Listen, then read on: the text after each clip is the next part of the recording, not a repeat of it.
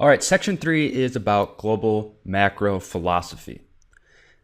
And the purpose of this section is to really explain how global macro traders and investors think differently about markets and go against the status quo. It's a lot different than what most of the conventional advice out there is preaching. And this is meant to just highlight the key parts of the style that make it very unique and effective. So it's not particularly specific analytical techniques, but it's just talking about the philosophy and what makes it so much different, because you really have to kind of change your mindset as a global macro trader.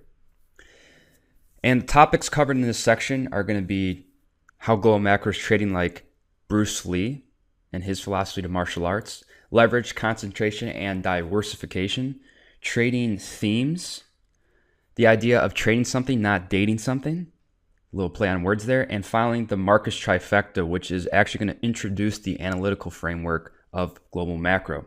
So a lot of stuff in here for section 3. Let's get started. So the first lecture is called Bruce Lee Style Trading, the form that is no form. I'm sure many of you guys have heard of Bruce Lee. Here's a picture of him, very influential in the martial arts community. And here is a great quote from him. Empty your mind, be formless, shapeless, like water. If you put water into a cup, it becomes the cup. You put water into a bottle and it becomes the bottle. You put it in a teapot, it becomes the teapot. Now, water can flow or it can crash. You might be asking yourself, how does this relate to trading?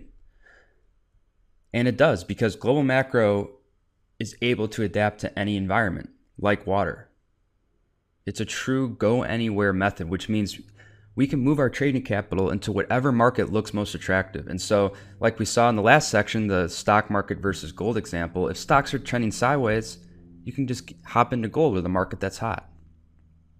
And we have lots of options. So you have equities, you have bonds, which is a debt play. You have the currency markets. You have futures, which allows you access to grain markets, meat markets, and other esoteric commodities. Then you also have options, swaps, forwards, and CDS, which is a little more complex, but there's things you can do in those areas as well as you get more advanced. And then you also have emerging markets. You can just flip-flop countries. You don't have to be in the US. You don't have to be in Europe. You don't have to be invested in India. You don't have to be invested in Malaysia. You can move around anywhere in the world. You can also go long or short anything in the world. So depending on the environment out there, macro traders are willing to go long or short any market, play bull and bear. And in case you guys haven't heard what this means, long means you're betting that something's going to go up. Short means you're betting something's going to go down. So shorting allows traders to win when price decreases. So this ability to play both sides in any market makes it a true form that is no form.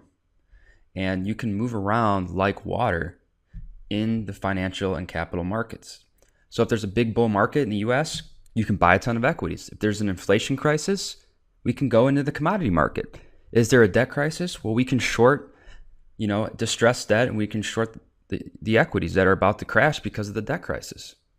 And, in a bear market, you're not out of luck. You can still play and you can still make money. So Stan the man, and this guy's pictured on the right,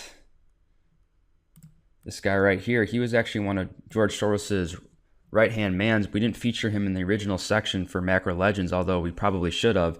He has an absolutely incredible track record and is actually largely responsible for much of George's success.